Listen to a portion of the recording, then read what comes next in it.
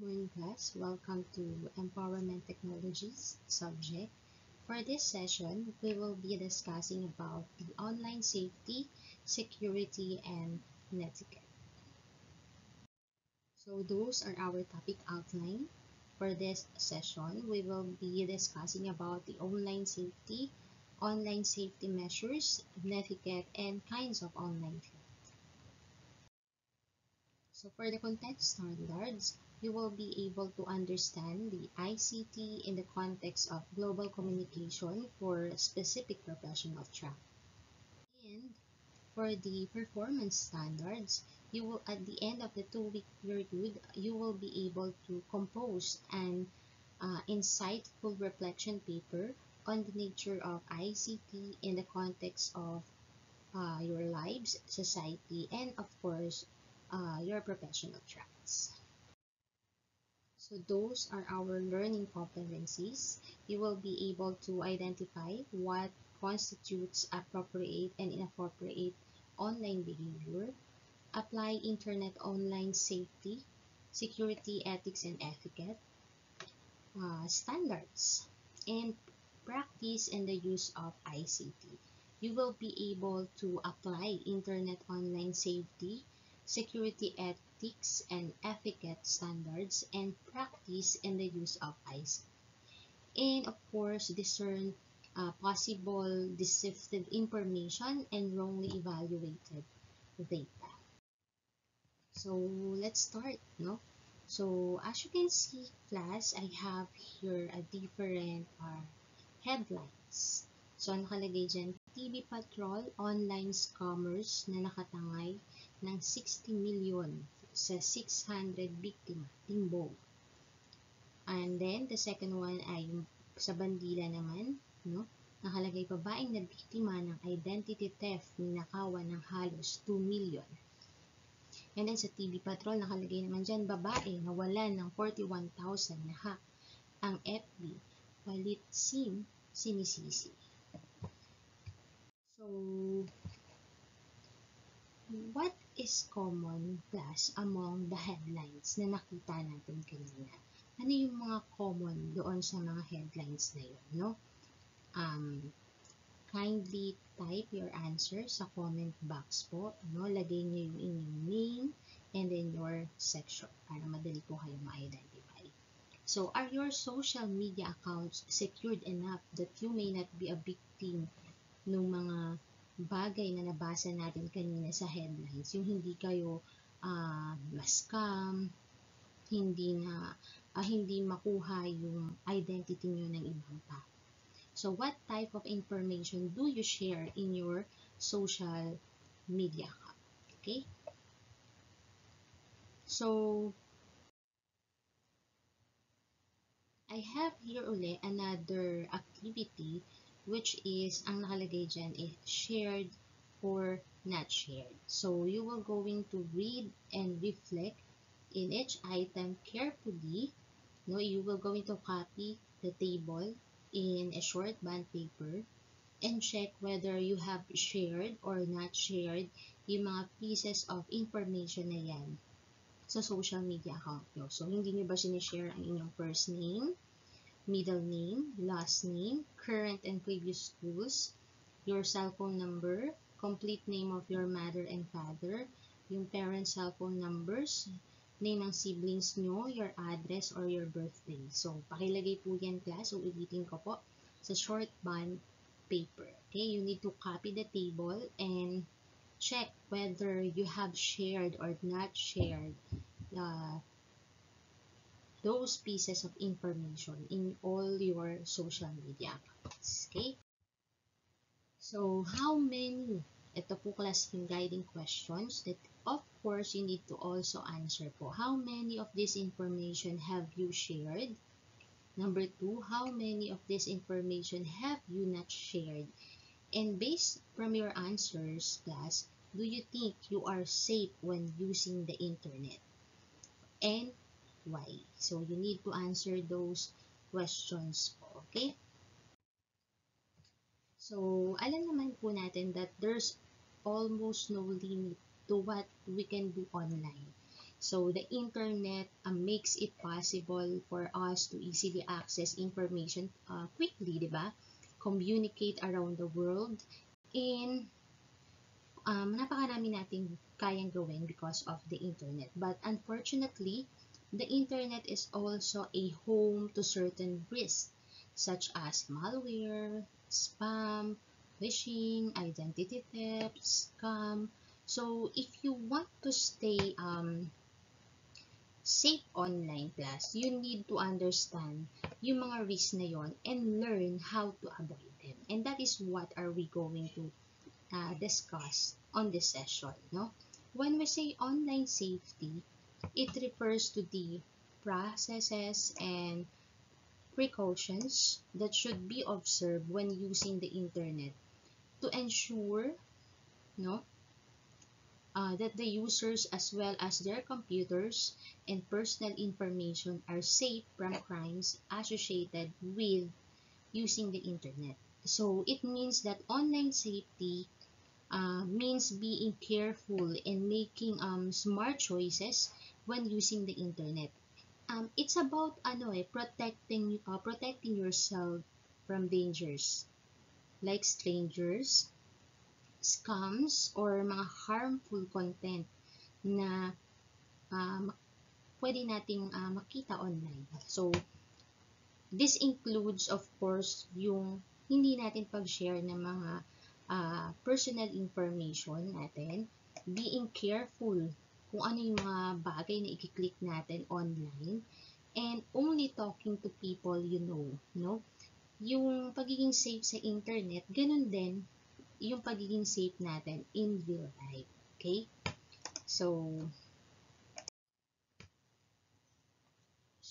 eto class, yung mga type of information na madalas natin i-share online. Yung first name natin, last name, pero may mga risk pala siyang kasama.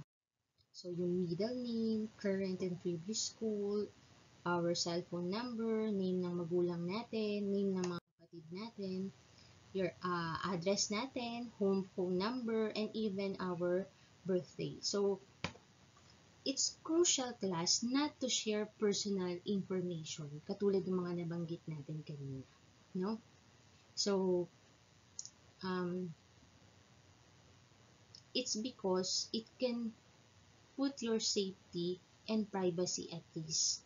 So, when you share those details, binibigyan na rin natin ng ability, no? It give others the ability to access or misuse yung personal identity natin. Strangers could use yung mga information na yon to locate us, to steal our identity, to trick our family members into revealing more sensitive information. No? This often how scams, mga fraud, and identity theft occur. So, additionally, class, cyber criminals can also use our personal data to create fake accounts or impersonate us, leading to potentially harmful situations. So, kinakailangan, we need to keep those personal information in private. It reduces the risk of falling victim to online threats, and ma-ensure natin yung online interaction natin sa iba ay it will remain safe and secure. Okay? So those are the online safety measures that we need to follow po. The first one is never give any personal information out about yourself over the internet. Katulad ng sinabi natin kanina, sharing personal information like our full name, address, phone number, or school details can expose you to risks like identity theft, scams, or even physical harm. So, strangers or malicious individuals can misuse those information. So, kinakailangan, it is very important to keep it private. Do not give any banking or sensitive information online. So, alam naman natin that banking details passwords and other sensitive information should only be shared sa mga secured and trusted websites. So, sharing these details on unsecured platform or with unverified sources class can lead to financial loss o kaya naman ay identity theft. Okay?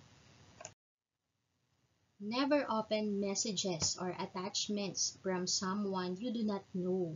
So, unknown messages or attachments can contain harmful viruses or malware na later on mapag-uusapan natin pa that can infect yung device na ginagamit natin, no?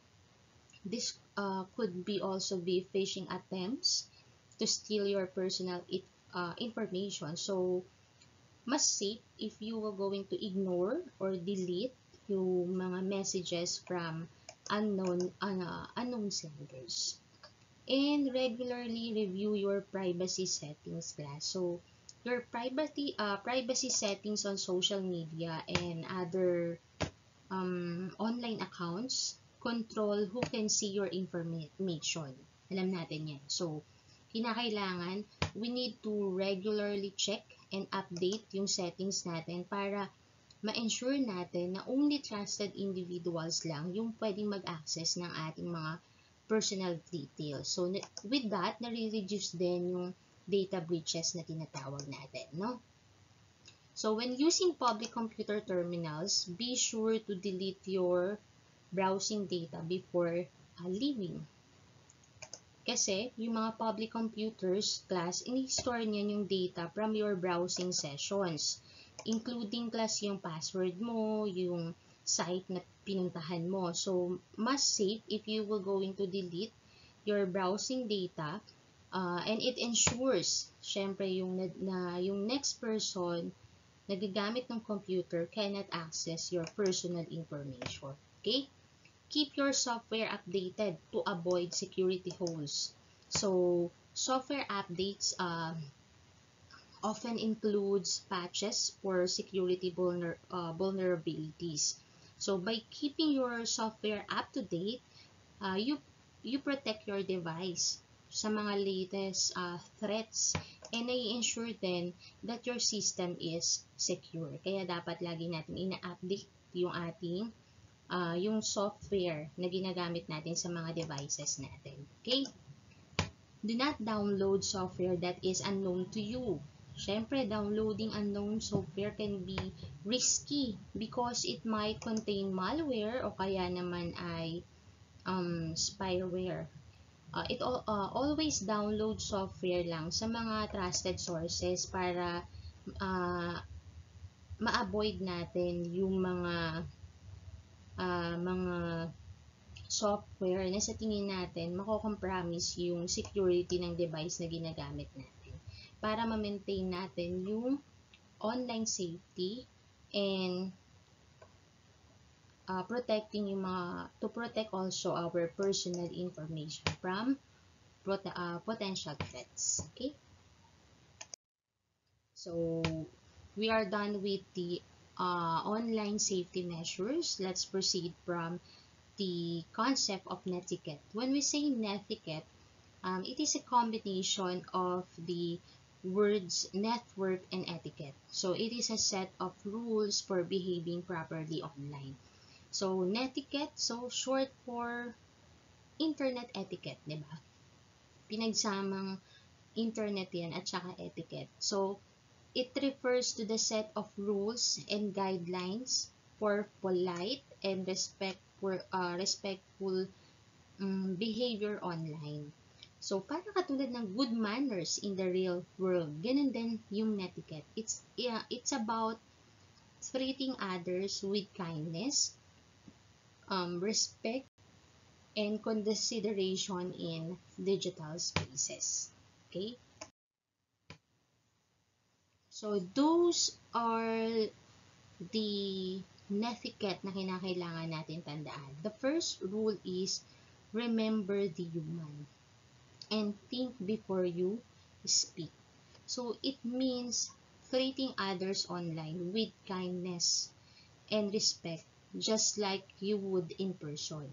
bago tayo mag-send ng message or mag-post ng something, we need to take a moment to think about how your words might affect someone else. With that, may iwasan natin na magkaroon ng misunderstanding, masaktan yung damdamin ng iba, and it keeps the conversation positive and respectful. Okay? The second rule is adhere to the same standards of behavior online that you follow in real life. Okay?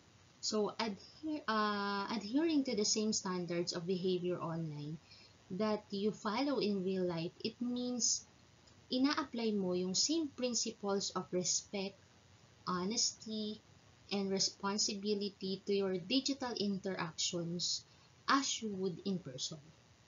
So this involves treating others with kindness and courtesy.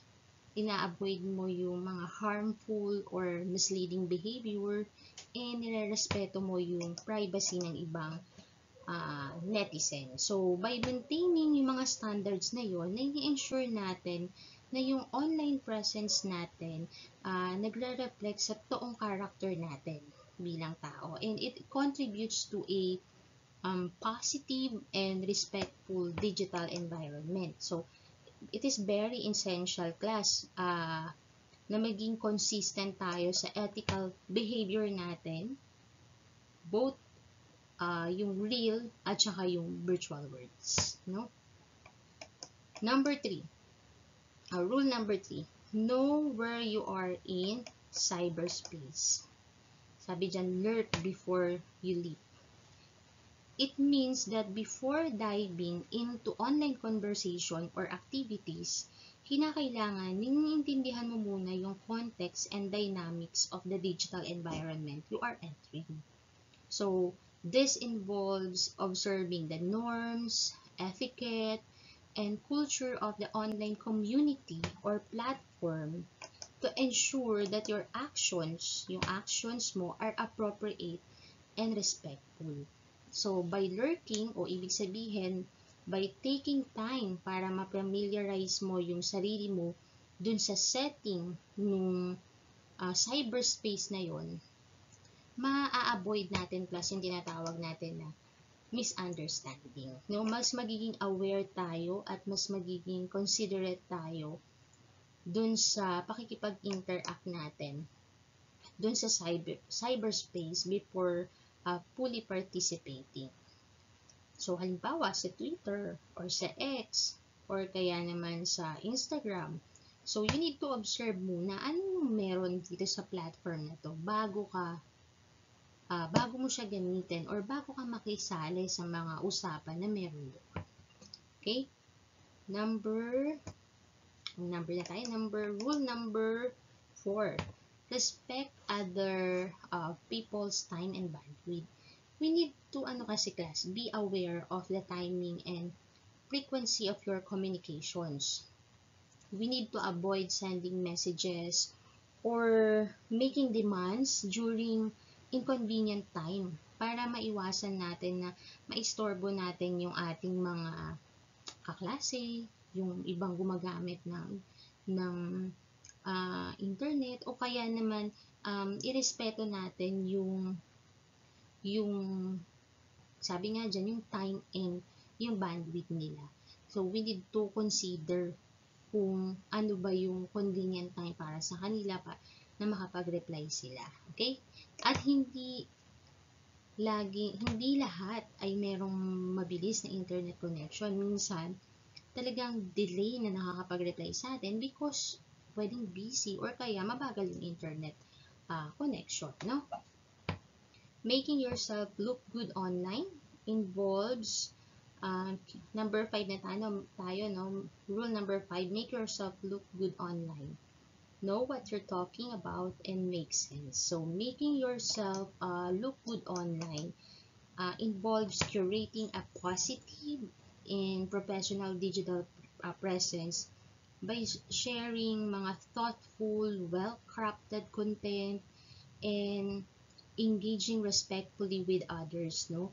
It means na pinapresent mo yung yung sarili mo authentically, and you highlight your strengths and achievement in a way that it will reflect your true character and values. Yun yung ibig sabihin. Okay? Rule number 6, share expert knowledge. So, sharing expert knowledge online class, it involves providing valuable and well-informed content through digital platforms such as articles, videos, or social media to educate and assist others. So, it requires presenting accurate information, kailangan clear at very engaging with your audience to answer questions and facilitate understanding. Iwasan natin, class, na mag-share ng mga fake news. Okay? Rule number 7, help keep claim wars under control. So, helping to keep claim wars o yung tinatawag natin na heated arguments under control, it involves intervening calmly and constructively para hindi ma-escalate pa yung heated arguments. So, kinakailangan mag-promote ka ng respectful dialogue, no?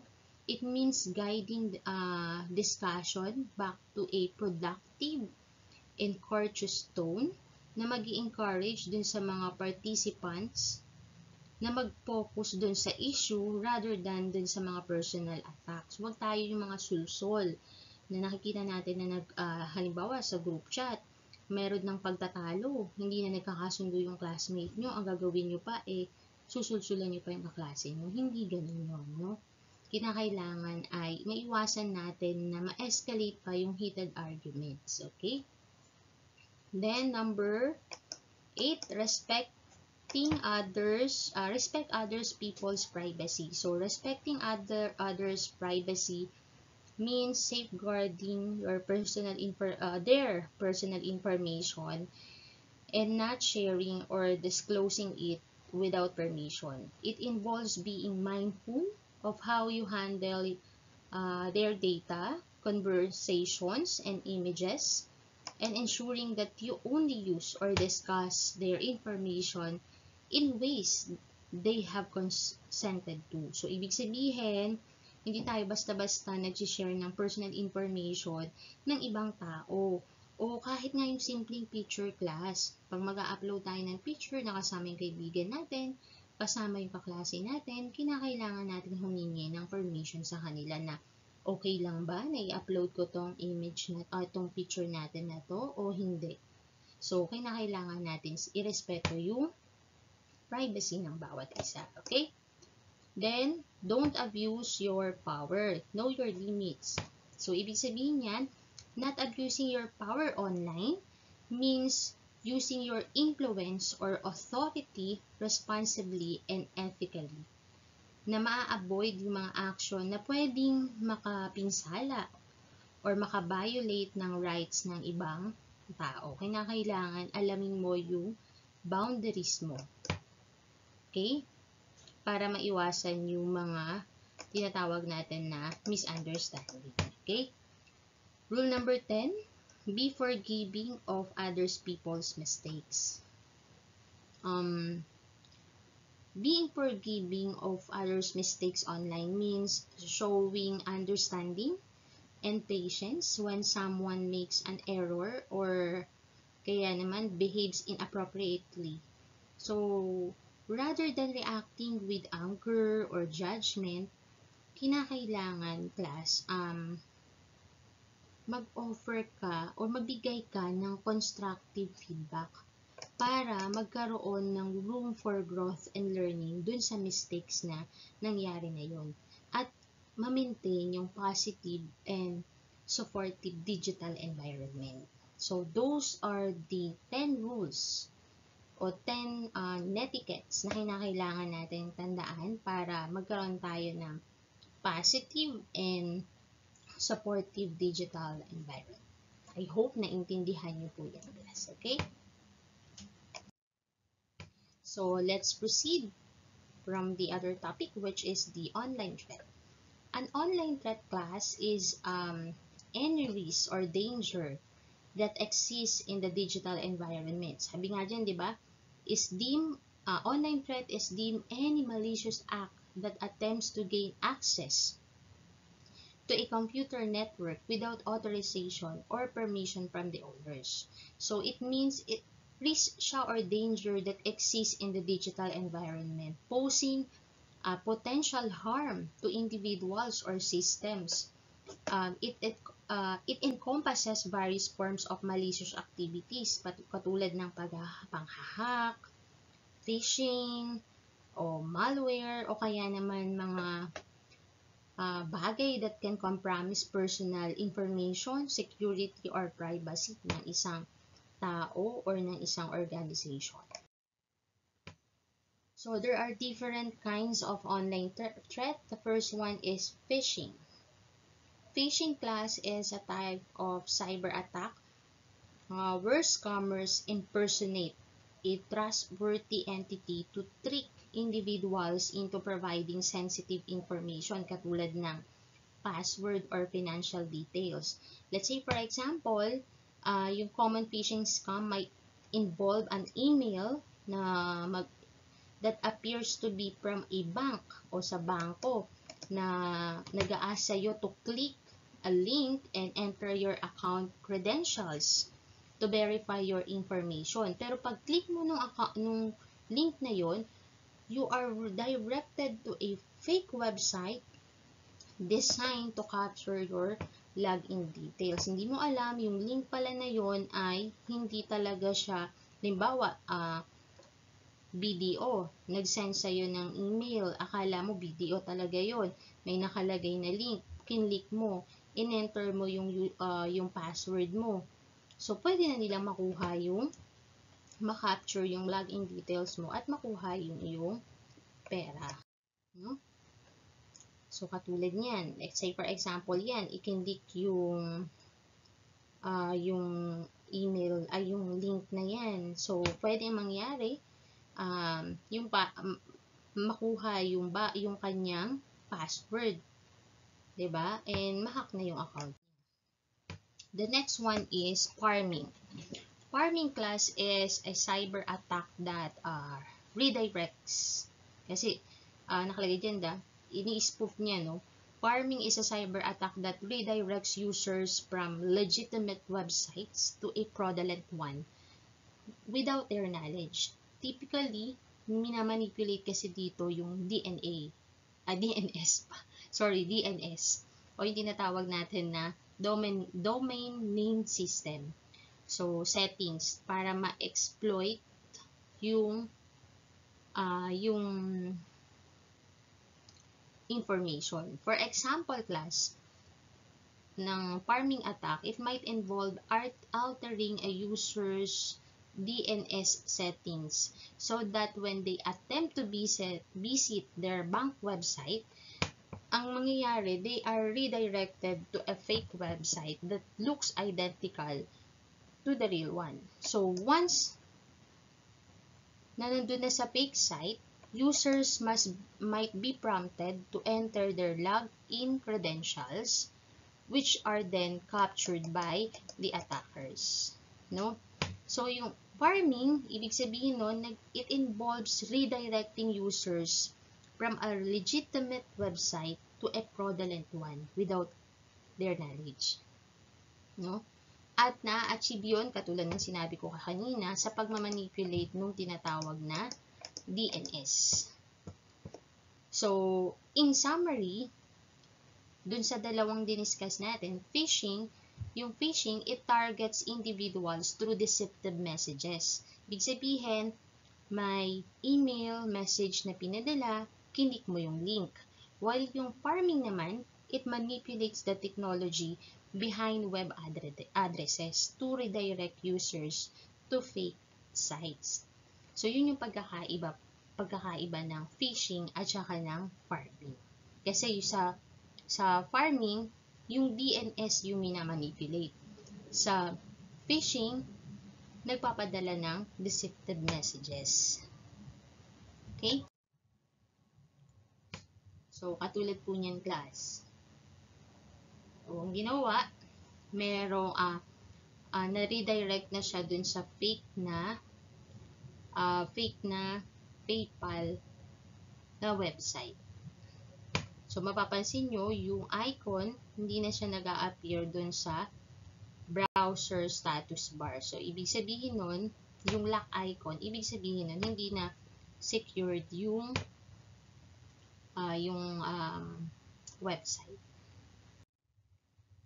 Next is internet scam. So, an internet scam naman class, it is a deceptive scheme conducted online, designed to defraud individuals by tricking them into providing money, personal information, or valuable assets. Ang ginagawa ng scammer, gumagamit sila ng mga tactics para maloko nila yung mga biktima nila by posing a legitimate entities or offers. Katulad ng mga class.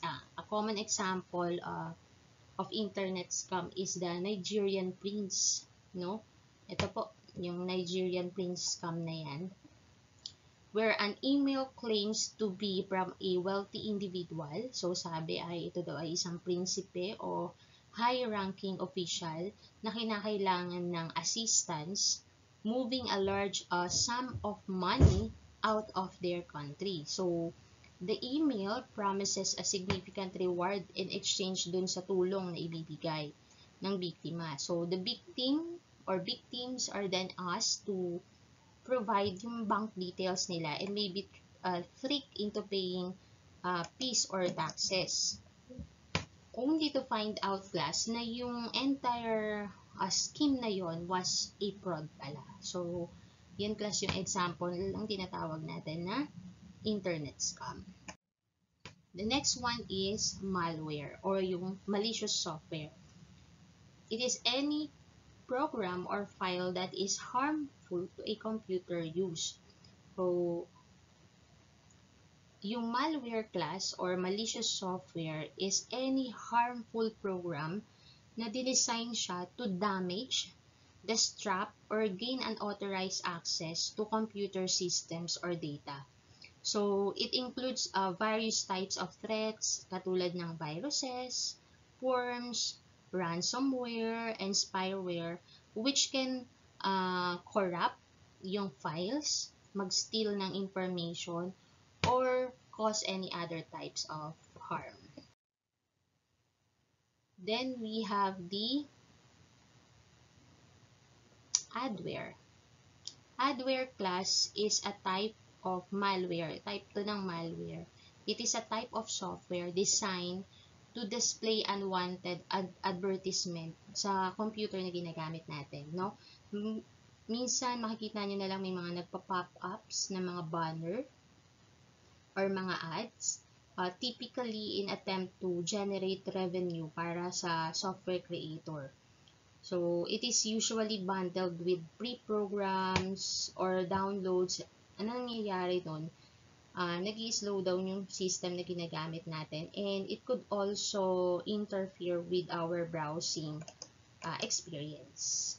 So, a common example class ng adware is a program that yung nag-i-install siya ng sarili niya dun sa browser. Tapos, ang nangyayari noon, nag-i-start siyang mag-pop up ng mga ads or nagre-redirect siya dun sa mga search results natin to sponsored sites. For example, class, if you download a free tool or browser extensions and it begins showing an excessive numbers of ads or altering your search engine's results to promote products, then pwede na may adware na dun sa system na ginagamit mo. So, ang aim kasi dyan, nung nag-design yan, ay kumita ng pera through advertisement. So, katulad yan, yung example na yan, class. Diba? May mga nagpa-pop up na lang ng mga advertisement dun sa ating computer. Next is the spyware. Sabi dyan, class, sa ating spyware is a malware that secretly observes the computer users' activities without permissions and report it to the software author. So, it is a software designed to secretly monitor and collect information about a user's activity without consent, no? Ang ginagawa dyan, class, ang tinatrack dyan kadalasan ay yung personal data, katulad ng browsing habits, login credentials, and other sensitive information na pwedeng magamit ng attacker dun sa kanyang victim. And isa sa very common na example class ng spyware ay yung tinatawag natin na keyloggers. Ano ba yung function ng keylogger class? Ano yung ginagawa niya? So, ang ginagawa niyan class is nire-record na yung keystroke na ginagamit natin. Halimbawa, yung keyboard natin. Yung mga itatype natin doon class sa keyboard natin, ang ginagawa niya, kina-capture niya yun. This is done to steal the password or any other sensitive information ng victim, no? It can record email, messages, or any information na itatype natin using our keyword. Kaya siya tinawag na spyware. Okay, next is the virus and worms, no? Those are malwares that attach to another program, and when executed unintentionally by the user, nagre-replicate siya by modifying other computer programs and infecting this with its own bits of code. So, yung virus, a virus class, ang ginagawa niya, ina-attach niya yung sarili niya to a legitimate files or programs and requires user interaction to activate and spread. Katulad class nung I love you virus.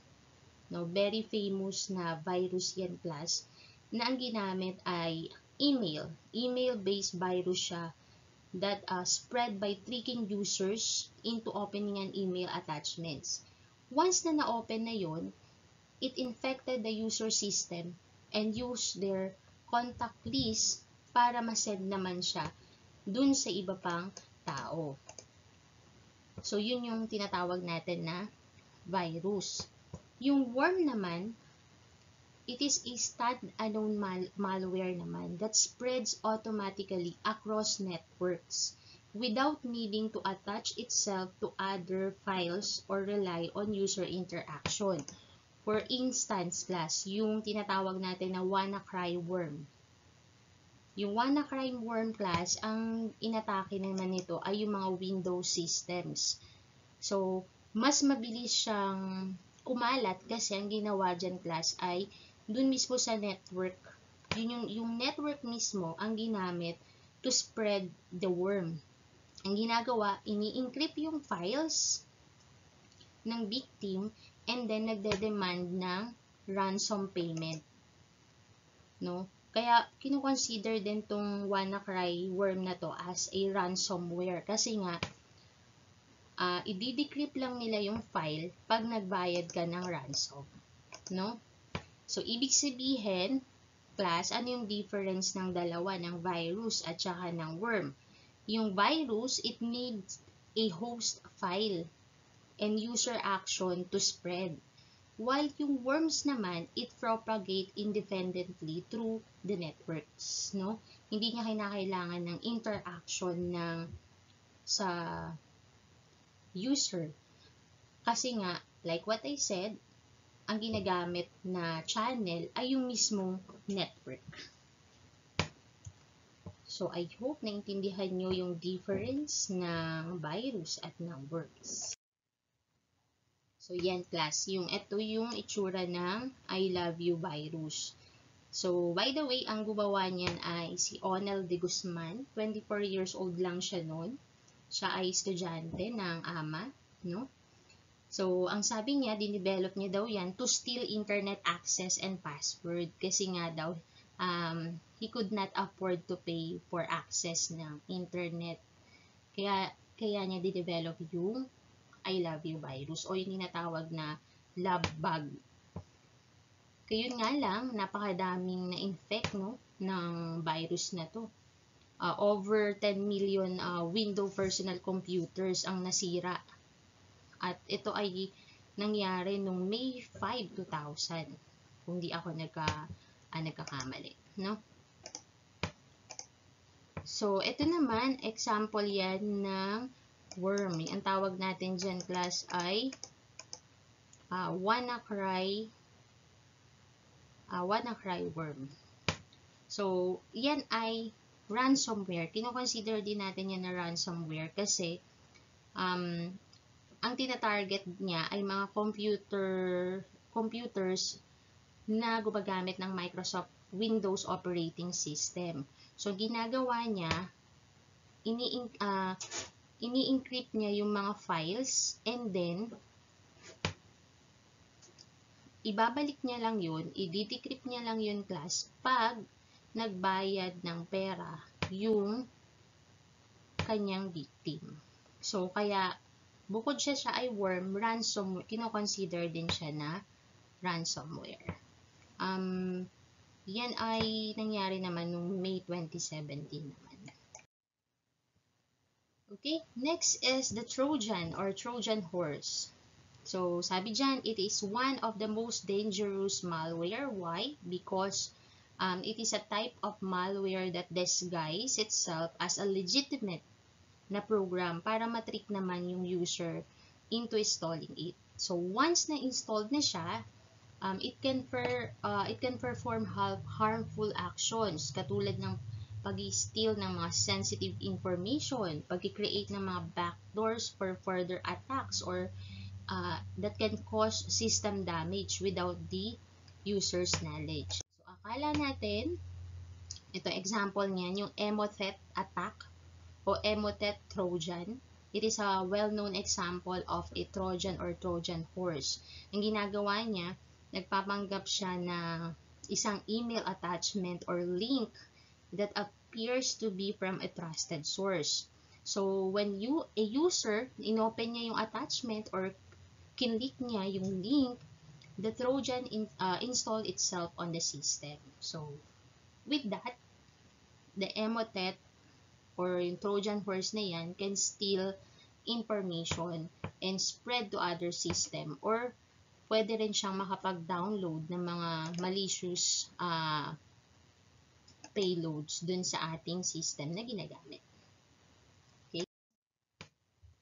And then, the next one is the ransomware na nabanggit na natin kanina. No? It is a type of malware that encrypts a user's file or locks them out of their system, demanding a ransom payment, no, to restore access. So, ang tina-target naman nito, class, yung mga important or sensitive data ng mga victim para talagang magbabayad sila ng demanded amount para dun sa kanilang file. So, usually, ang hinihingi nila dyan ay mga cryptocurrency sa ransomware. So, katulad niyan, class, example niyan ay yung CryptoLocker ransomware. No? So, ang ginagawa niyan, katulad nga ng sinabi ko kanina, i-encrypt niya yung file on victim's computer. Tapos, magkakaroon ng display doon, katulad ng example natin na yan. Magde-display doon yung a ransom note demanding payment in a Bitcoin to decrypt the files. So, if the ransom is not paid, no, within a specified time frame, the decryption key may be destroyed, making the files permanently inaccessible. Syempre, kung very important yung file na yan at kinakailangan siyang kinakailangan talaga ng organization or ng tao na victim, babayaran niya yan ng mabilis. Okay? Then, the next is the spam. Hindi po yan pagkain. Okay? Spam are unsolicited emails, instant messages coming from recipients that are not granted. So, or verifiable permission for the message to be sent. So, yung spam, class, mga katulad nga nung nasa definition natin, mga unsolicited or unwanted messages siya. Sent in bulk, usually for commercial purposes, no? To a large number of recipients. So, ang kadalasang laman yan, class, ay mga advertisement, promotional content, or phishing attempt, or kaya naman, it can clutter email inboxes or other communication channels. Katulad niyan, yung example natin na yan, no? Ang daming email offerings na nakalagay dyan, class, na ang nangyayari, yung storage natin na sa inbox natin ay napupuno because of mga spam messages. Then, the next one is cyber stalking. So, it refers to the use of the internet or other electronic device to harass or stalk individuals or organization. Anong ibig sabihin nun? Ang cyber stalking, this involves persistent, unwanted, and invasive online behavior directed at an individual, no? So, ang intention nito ay to intimidate yung victim, makontrol yung biktima, no? O kaya naman, pwede rin ito yung mga repeated threats, pag-monitor, pag-haras, gamit ang email, social media, or other digital platform. For example, yung isang tao, ang ginagawa niya, paulit-ulit siya nagsisend ng mga threatening messages o kaya naman ay tinatrack niya yung isang tao na sa mga online activities niya na makapifeel nung tao na yon na hindi siya safe or threatened siya. Okay? Ano pa ba yung mga example ng cyber stalking? Yung mga GPS tracking, catfishing, social media stalking, 'di ba? Mga digital spying, yan yung mga example class ng cyber stalking. Next is cyberbullying. Ang daming nakakaranas niyan, class. Siya ay form ng online bullying where someone uses digital platform para i-target or i-harass yung ibang tao, no? Para i-intimidate o kaya naman pagsisend ng mga hurtful messages, mag-spread ng mga rumors o kaya magpo-post ng mga offensive content. For example, may group ng students, no, that might create a social media page to mock and insult yung kaklase nila sa pamamagitan ng pagpo-post ng mga mean comments or kaya pag-share ng mga embarrassing photos to humiliate them. So, yun class ay example ng cyberstalking. Then the next one is spoofing, no? It is a type of cyber attack where an attacker disguises their true identity or source to deceive individuals or system na into believing that they are the trusted entity, no? This can involve falsifying email addresses, IP addresses, or websites to trick users or bypass security measures. Ang ginagawa ng scammer, kinakopy niya o ini-spoof niya yung website ng isang well-known business. Hindi naman alam ng victim na yun pala ay peke na website. So, pwede niyang mailagay yung kanyang personal information. With that, ang nangyayari, na-steal yung money niya o kaya yung kanyang data. Okay? I hope naintindihan niyo po, class, yung ating lesson for today. So, for your activity, you are going to create a poster using drawing materials that shows issues or problems that may be encountered which is related to online safety and security. And then after that, you are going to write a brief reflection about the importance of being safe and secured online. So, yan po, class, ay i-drawing sa short band paper po, yung reflection paper, then po ay sa short band paper. So, 2 pages yan. Yung una ay yung poster, and then the second one is the reflection paper. So, ito yan, plus yung rubrics na gagamitan natin for the poster making. So, yan mga example ng poster na pwede nyong gawin. Yan po, class. And then, answer this question po. From all you have learned in our lesson, why is there a need to think before you click? So, pakisulat din po yung inyong sagot sa short bond paper. And ipapasa yan during our face-to-face classes.